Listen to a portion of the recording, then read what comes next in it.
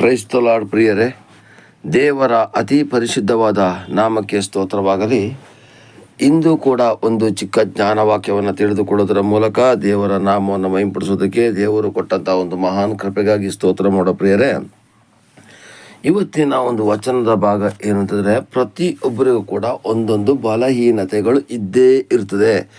ಅವರು ಪಾಸ್ಟ್ರೇ ಆಗಿರ್ಬೋದು, ರೆವರೆಂಡೇ ಆಗಿರ್ಬೋದು, ಬಿಷಪ್ಪೇ ಆಗಿರ್ಬೋದು, ಅಥವಾ ವಿಶ್ವಾಸಿಗಳಾಗಿರ್ಬೋದು, ಕ್ರಿಸ್ತರನ್ನು 24 ಗಂಟೆನೂ ಕೂಡ ಆರಾಧನೆ ಮಾಡೋಂಥ ವ್ಯಕ್ತಿನೇ ಆಗಿರ್ಬೋದು, ಉಪವಾಸ ಪ್ರಾರ್ಥನೆಗಳಂತ ಮಾಡುವ ವ್ಯಕ್ತಿಯೇ ಆಗಿರ್ಬೋದು, ಅಥವಾ ಒಂದು ಆ ಕರ್ತನಿಗಾಗಿ ನನ್ನನ್ನು ಸಮರ್ಪಿಸಿಕೊಂಡಿದೆ ಅಂತ ಹೇಳೋಂಥ ವ್ಯಕ್ತಿಗಳಿಗೆ ಕೂಡ ಸೈತಾನ ಏನು ಮಾಡ್ತಾ ಇದ್ದಾರೆ, ಒಂದೊಂದು ಬಲಹೀನತೆಗಳನ್ನು ಕೊಡ್ತಾನೆ. ಅಂದರೆ ಕೋಪ ಆಗಿರ್ಬೋದು, ದುಃಖ ಆಗಿರ್ಬೋದು, ಏನೋ ಒಂದು ಚಿಕ್ಕ ಚಿಕ್ಕ ಬಲಹೀನತೆಗಳನ್ನ ಕೊಡ್ತಾರೆ. ಆದರೆ ನಿನ್ನ ಬಲಹೀನತೆಯ ಸಮಯದಲ್ಲೂ ಕೂಡ, ಅಂದರೆ ನಿನ್ನಲ್ಲಿ ಏನೆಲ್ಲ ವೀಕ್ನೆಸ್ಗಳಿದೆಯೋ, ಕೆಲವೊಂದು ಜನಕ್ಕೆ ಆಲೋಚನೆಗಳಲ್ಲಿ ವೀಕ್ನೆಸ್ ಬರೋದುಂಟು, ಕೆಲವೊಂದು ಜನಗಳಿಗೆ ತನ್ನ ನಡತೆಯಲ್ಲಿ ವೀಕ್ನೆಸ್ ಬರೋದುಂಟು. ನಾನು ಕೋಪನ ಬಿಡಬೇಕು ಅಂತ ಪ್ರಯತ್ನಪಟ್ಟು ಪ್ರಾರ್ಥನೆ ಮಾಡೋ ದಿವಸನೇ ಕೋಪ ಬರ್ಬೋದು.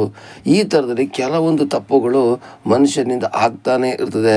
ಆದರೆ ಬಲಹೀನತೆಯ ಸಮಯದಲ್ಲೂ ಕೂಡ ಬಲಪಡಿಸುವಂತಹ ದೇವರ ಬಳಿಗೆ ಬಂದು ಪ್ರಾರ್ಥನೆ ಮಾಡಿದಾಗ ನಿನ್ನ ಬಲಹೀನತೆಯನ್ನು ಹೋಗಲಾಡಿಸಿ ನನ್ನ ದೇವರು ಬಲವನ್ನು ಪಡಿಸುತ್ತಾರೆ ಮತ್ತು ಕ್ಷಮಿಸುತ್ತಾರೆ ಕೂಡ. ಯಾಕಂದರೆ ನೀನು ನಿನ್ನ ಬಲಹೀನತೆಯನ್ನು ಒಪ್ಪಿಕೊಳ್ಳಬೇಕು.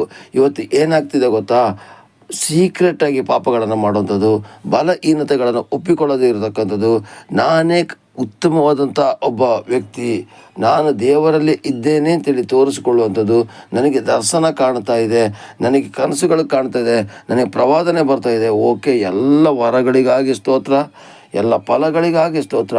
ಆದರೆ ನನ್ನಲ್ಲಿ ಇರತಕ್ಕಂತಹ ಬಲಹೀನತೆಯನ್ನು ನಾನು ಗುರುತಿಸಿಕೊಂಡು ದೇವರ ಮುಂದೆ ಸಮರ್ಪಿಸಿ, ನಾನು ಕೂಡ ಬಲಹೀನನೇ ಅಂತೇಳಿ ಇನ್ನೊಂದು ಬಲಹೀನ ಸ್ಥಿತಿಯಲ್ಲಿ ಇರತಕ್ಕಂಥ ವ್ಯಕ್ತಿಗಳನ್ನು ಬಲಪಡಿಸುವುದಾದರೆ ಮಾತ್ರ ನಮಗೆ ಕರ್ತನ ಆಶೀರ್ವಾದ ಸಿಗ್ತದೆ ಪ್ರಿಯರೇ. ಹಾಗಾದರೆ ಇಲ್ಲಿ ಪೌಲನಿಗೂ ಕೂಡ ಬಲಹೀನತೆ ಇತ್ತು.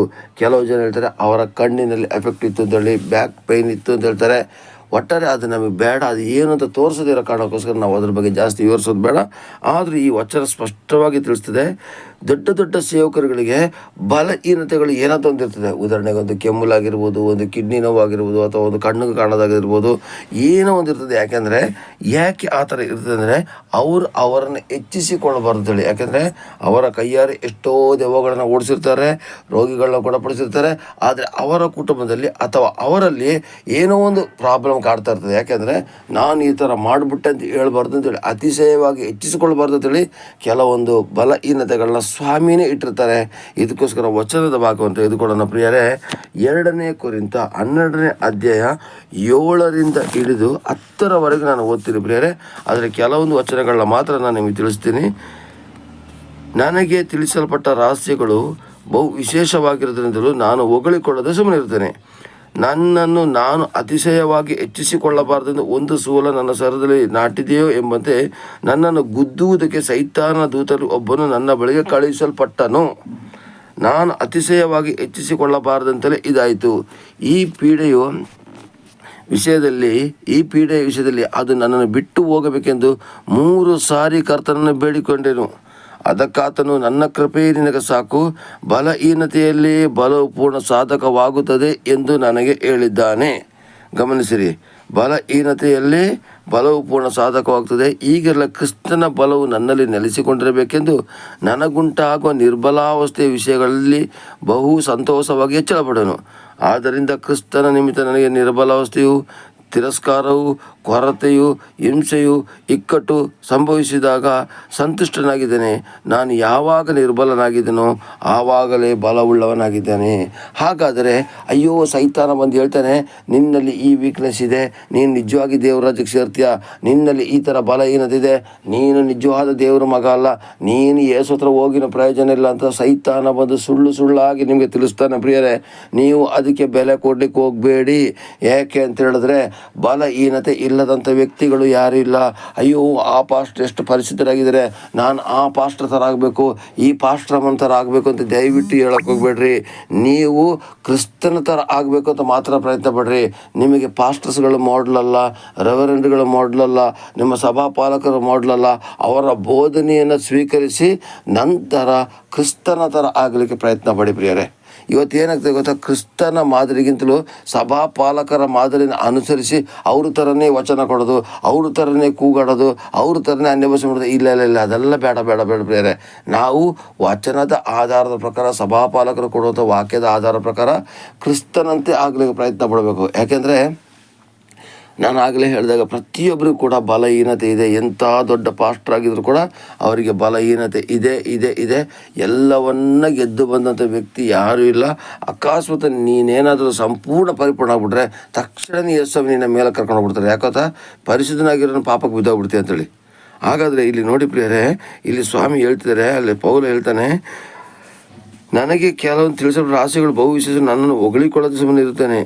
ಆದರೂ ನಾನು ಅತಿಶಯವಾಗಿ ಹೆಚ್ಚಿಕೊಳ್ಳುವ ಒಂದು ಸ್ಥೂಲ ಸರದಲ್ಲಿ ನಾಟಿದೆ ಎಂಬಂತೆ ನನ್ನನ್ನು ಗುದ್ದುವುದಕ್ಕೆ ಸೈತಾನ ದೂತರು ಒಬ್ಬರಲ್ಲಿ ಕಳುಹಿಸಲ್ಪಟ್ಟನು. ಹಾಗಾದರೆ ಸೈತಾನ ದೂತ ಒಂದು ನಿನ್ನನ್ನು ಬಾಧಿಸ್ತಾನೆ. ಯಾವುದಾದ್ರು ಕಾಯಿಲೆದ ರೂಪದಲ್ಲಾಗಿರ್ಬೋದು, ಕೋಪದ ರೂಪದಲ್ಲಾಗಿರ್ಬೋದು, ಕೆಲವೊಂದು ವೀಕ್ನೆಸ್ಗಳ ರೂಪದಲ್ಲಾಗಿರೋ ನಿನ್ನ ಬಾಧಿಸ್ತಾನೆ. ಅಥವಾ ನಿನ್ನ ಕುಟುಂಬದಲ್ಲೇ ನಿನ್ನ ಹೆಂಡತಿಯನ್ನೇ ನಿನಗೆ ವಿಲನ್ ಆಗಿ ನಿಲ್ಲಿಸ್ಬೋದು, ಅಥವಾ ಭಕ್ತಿಯಿಂದ ಪ್ರಾರ್ಥನೆ ಮಾಡ್ತಕ್ಕಂಥ ಹೆಂಡತಿಗೆ ಗಂಡನನ್ನೇ ವಿಲನ್ ಆಗಿ ನಿಲ್ಲಿಸ್ಬೋದು, ಅಥವಾ ಮಕ್ಕಳೇ ತಂದೆ ತಾಯಿಗಳು ಅಷ್ಟೊಂದು ಭಯಭಕ್ತಿಯಿಂದ ಪ್ರಾರ್ಥನೆ ಮಾಡಿದಾಗ ಮಕ್ಕಳನ್ನು ಆ ಒಂದು ತಂದೆ ತಾಯಿಗಳ ಪ್ರಾರ್ಥನೆಗೆ ವಿರೋಧವಾಗಿ ನಿಲ್ಲಿಸ್ಬೋದು. ಒಟ್ಟಾರೆ ಈ ಶೂಲ ಯಾಕೆ ಬರ್ತದೆ ಅಂತ ಹೇಳಿದ್ರೆ ಪ್ರಿಯರೇ, ಕೆಲವೊಂದು ಸಲ ನಾವು ಮೊದಲು ಮಾಡ್ತಾ ಇದ್ದಂಥ ಕಾರ್ಯಗಳನ್ನ ಬಿಟ್ಟು ನಾವೇನು ಮಾಡ್ತೀವಿ ಗೊತ್ತಾ, ನಾನೀಗ ದೇವ್ರ ಮಗ ಆಗಿದ್ದೀನಿ, ಲೋಕದವ್ರು ನೋಡಿ ಇನ್ನೂ ಅದೇ ಥರ ಇದ್ದಾರೆ, ಅದೇ ಪಾಪದಲ್ಲಿದ್ದಾರೆ, ಅವನಿಗಿತ್ತಲು ನಾನು ಶ್ರೇಷ್ಠ ಅಂತ ಹೇಳೋದು ಕೆಲವೊಂದು ಭಾವನೆಗಳು ಕೆಲವೊಂದು ಜನಕ್ಕೆ ಬರುವಂಥ ಕಾರಣಕ್ಕೋಸ್ಕರ ಈ ಥರ ನಿಮ್ಮನ್ನು ನೀವು ಅಥವಾ ನಮ್ಮನ್ನು ನಾವು ಹೆಚ್ಚಿಸಿಕೊಳ್ಳಬಾರ್ದು ಅಂತೇಳಿ ಏನಾದೊಂದು ಸೂಲ ಇಟ್ಟಿರ್ತಾರೆ. ನಾನು ಆಗಲೇ ಹೇಳಿದಾಗೆ ಗಂಡನಿಗೆ ವಿರುದ್ಧ ಹೆಂಡತಿ ಬರುವುದು, ಹೆಂಡತಿಗೆ ವಿರುದ್ಧ ಗಂಡ ಬರುವುದು, ಅಥವಾ ನಿಮ್ಮ ಪ್ರಾರ್ಥನೆಗೆ ವಿರುದ್ಧ ನಿಮ್ಮ ಮಕ್ಕಳೇ ಎದ್ದು ನಿಲ್ಬೋದು, ಸಭಾಪಾಲಕರ ಕುಟುಂಬದಲ್ಲೇ ಮಕ್ಕಳಿಂದ ಪ್ರಾಬ್ಲಮ್ ಬರ್ಬೋದು, ಅಥವಾ ಸಭಾಪಾಲಕರಿಂದನೇ ಶೋಧನೆಗಳು ಬರ್ಬೋದು ಪ್ರಿಯರೇ. ಆದರೆ ಅದು ಯಾವುದಕ್ಕೂ ನೀವು ತಲೆ ಕೆಡಿಸ್ಕೋಬೇಡಿ. ಅಲ್ಲಿ ಸ್ವಾಮಿ ಹೇಳ್ತಾರೆ, ನಿನಗೆ ಏನಾದರೂ ಒಂದು ಸೂಲ ಇಟ್ಟಿದ್ದೀನಿ ಅಂತೇಳಿ. ಹಾಗೆ ನೀವು ಈ ಸೂಲದ ವಿಷಯದಲ್ಲಿ ಪ್ರಾರ್ಥನೆ ಮಾಡಿದ್ರು ಕೆಲವೊಂದು ಸಲ ಅದು ಬಿಟ್ಟೋಗೋದಿಲ್ಲ ಪ್ರಿಯರೇ. ಹಾಗೆ ಇದು ಏನಕ್ಕಪ್ಪ, ನನ್ನ ಪ್ರಾರ್ಥನೆಗೆ ಉತ್ತರ ಸಿಗೋದಿಲ್ಲ, ನನ್ನ ಪ್ರಾರ್ಥನೆ ತಡೆಯಾಗಿ ನನ್ನ ಕುಟುಂಬದವರೇ ಬರ್ತಿದಾರಲ್ಲಪ್ಪ, ನನ್ನ ಸಭೆಯಲ್ಲಿ ಇಂಥ ವ್ಯಕ್ತಿಗಳು ಬರ್ತಿದಾರಲ್ಲಪ್ಪ, ನೀವು ಪ್ರಾರ್ಥನೆ ಮಾಡ್ತಿದ್ರು ಕೂಡ ಉತ್ತರ ಸಿಗೋದಿಲ್ಲ. ಅದಕ್ಕೆ ಪೌಲ ಇಲ್ಲಿ ನೋಡಿ ಹೇಳ್ತಾರೆ, ನೋಡಿ ಗಮನಿಸಿ, ಯಾಕೆ ಸಿಗೋದಿಲ್ಲ ಉತ್ತರ ಅಂತೇಳಿ, ಈ ಪೀಡೆಯು ವಿಷಯದಲ್ಲಿ ಅದು ನನ್ನನ್ನು ಬಿಟ್ಟು ಹೋಗಬೇಕೆಂದು 3 ಸಾರಿ ಕರ್ತನನ್ನು ಬೇಡಿಕೊಂಡೆನು. ಅದಕ್ಕಾತನು ನನ್ನ ಕೃಪೆಯೇ ನಿನಗೆ ಸಾಕು, ಬಲಹೀನತೆಯಲ್ಲಿ ಬಲವು ಪೂರ್ಣ ಸಾಧಕವಾಗುತ್ತದೆ ಎಂದು ಹೇಳಿದ್ದಾನೆ. ನೋಡಿ ಇಲ್ಲಿ ಪ್ರಿಯರೇ, ಅಲ್ಲಿ 3 ಸಲ ಪೌಲ ಕೇಳ್ಕೊಳ್ತಾರೆ, ನನ್ನಲ್ಲಿರ್ತಕ್ಕಂಥ ಈ ಬಲಹೀನತೆ ಬಿಟ್ಟು ಹೋಗಬೇಕು, ನನಗೆ ಸೈತಾನ ಗುದ್ದಲಿಕ್ಕೆ ಬಂದೇನಲ್ಲ, ಅವನು ಗುದ್ದದಂಗೆ ನೀನು ಕಾಪಾಡಬೇಕಾದ್ರೆ ಯೇಸು ಸ್ವಾಮಿ ಅದನ್ನು ತೆಗೆದುಹಾಕಲಿಲ್ಲ. ನನ್ನ ಕೃಪೆ ನಿನಗಿದೆ, ಬಲಹೀನತೆಯ ಸಮಯದಲ್ಲಿ ನಿನ್ನ ಬಲಪಡಿಸ್ತೇನೆ ಅಂದರೆ ಆ ವೀಕ್ನೆಸ್ಗಳನ್ನ ತೆಗೆದು ಹಾಕಲಿಲ್ಲ. ಹಾಗಾದರೆ ನಮ್ಮಲ್ಲೂ ಕೂಡ ಕೆಲವೊಂದು ವೀಕ್ನೆಸ್ಗಳನ್ನ ದೇವರು ತೆಗೆದುಹಾಕೋದಿಲ್ಲ. ಯಾಕಂದರೆ ನಮ್ಮನ್ನು ಪರೀಕ್ಷೆ ಮಾಡಲಿಕ್ಕೋಸ್ಕರ ಆ ವೀಕ್ನೆಸ್ ಇಟ್ಟಿದ್ದಾರೆ. ಎಷ್ಟು ಸಲ ಈ ಮಗ ಬೀಳ್ತಾನೆ ನೋಡೋಣ ಅಂತೇಳಿ. ಇಲ್ಲ ಪ್ರಿಯರೇ, ನಾವು ಬಲಹೀನತೆ ಸಮಯದಲ್ಲಿ ದೇವರ ಕೃಪೆಯನ್ನು ನೆನೆಸ್ಕೊಂಡಾಗ ನಾವು ಆ ಬಲಹೀನತೆಯಲ್ಲಿ ಬೀಳೋದಿಲ್ಲ.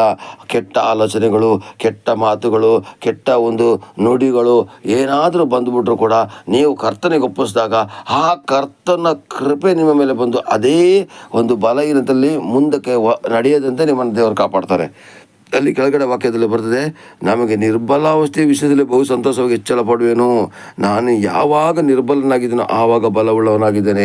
ಹಾಗಾದರೆ ನಮ್ಮಲ್ಲಿ ಇರತಕ್ಕಂಥ ವೀಕ್ನೆಸ್ಗಳು, ನಾನು ಆಗಲೇ ಹೇಳಿದ್ದೀನಿ, ತಲೆಯ ಮೂಲಕ ಅಥವಾ ಮನಸ್ಸಿನ ಮೂಲಕ ಬರ್ತಕ್ಕಂಥ ಆಲೋಚನೆಗಳು, ಶರೀರದ ಆಸೆ, ಕಣ್ಣಿನ ಆಸೆ, ಬದುಕು ಬಾಳಿನ ಡಂಬಗಳು, ಕೆಲವೊಂದು ವಿಷಯಗಳಲ್ಲಿ ನಾವು ಬಿದ್ದು ಹೋಗುವುದುಂಟು.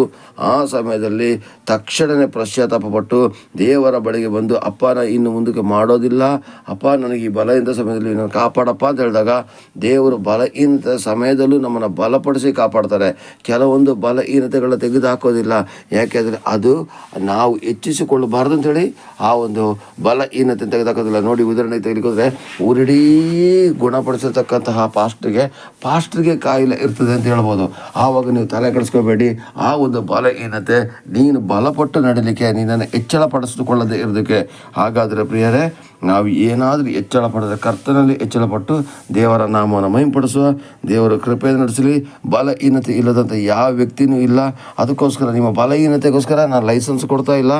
ಬಲಹೀನತೆ ಇದ್ದರೂ ಕೂಡ ಬಲಪಡಿಸುವ ದೇವರ ಬಳಿಗೆ ಬಂದು ಬಲಹೀನತೆಯನ್ನು ಬಿಟ್ಟು ದೇವರ ಪ್ರಾರ್ಥನೆಯೊಂದಿಗೆ ಆ ಒಂದು ಬಲಹೀನತೆಯನ್ನು ಸೋಲಿಸಿ ನಾವು ದೇವರ ರಾಜ್ಯವನ್ನು ಮಹಿಮೆಪಡಿಸೋ ಪ್ರಿಯರೇ.